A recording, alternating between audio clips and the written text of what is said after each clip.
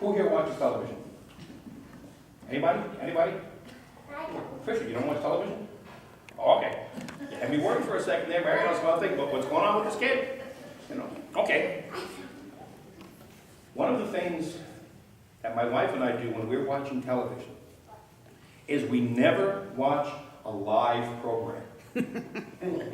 Because neither one of us can stand sitting through the commercials. So we always record a program and watch it the next night. And then when the commercials come up, we fast forward through it and get back to the program. In fact, I'm told that there are video recorders coming that will stop recording whenever there's a commercial and pick up again when the commercials are over. Now, somehow I don't think that's ever going to happen because the companies who pay for the commercials make it possible for those TV shows to exist. But you got to know that not everything they tell you in the commercials is true. For example, a chewing gum company claimed that their gum would kill germs. So the more you chewed their gum, the healthier your teeth got. Somehow I don't think your dentist would agree with that.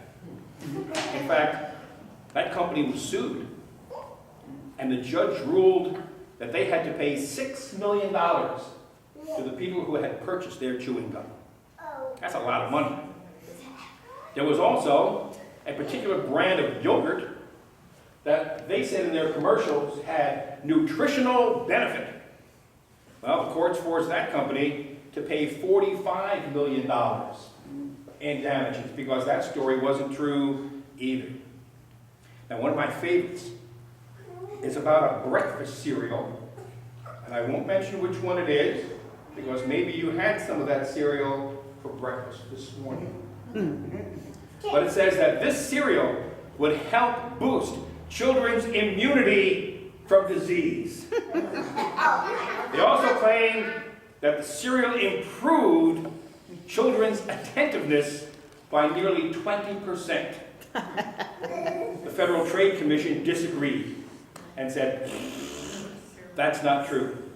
In fact, only 1 out of every 9 kids showed any improvement, and that was just the average without the cereal.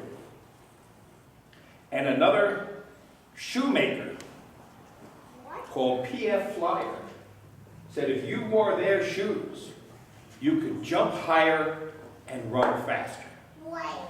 And when I was a kid, I would beg my mom to buy me a pair of P.F. Flyers. And she finally did. And I put them on. And I thought to myself, wow, I can really jump high and run fast now. Guess what? It was the same. Exactly the same. Okay? I was still last in all the races because I'm just not a very fast runner. Now that's just a few examples of what we call false advertising. Whoa. And in the gospel lesson for today, Jesus tells us about a future that is coming. And some would think he was talking about today, because we have earthquakes here in California, and we have brush fires, and now we're worried about when the rains come later on this winter, because all the areas where there was fire now have no brush to hold the water, and there's a danger of flash floods. And if you watch the news at night, there's always talk about this country fighting with that country, and who's got this bomb and who's got that bomb, and it makes you kind of worried about the future. Except I'm not worried, because I know who's in charge, and that's God, who has sent his son, Jesus, so we can have a close relationship with him. And that's a reason to give thanks. Let's say a prayer. Dear God, life isn't always fun. And sometimes we read things in the Bible that just don't seem like they could possibly be true. Like your love for us in all circumstances. But we know it is a fact that you always love us and you're always there for us. And the people all said, Amen. Amen. Amen. Okay.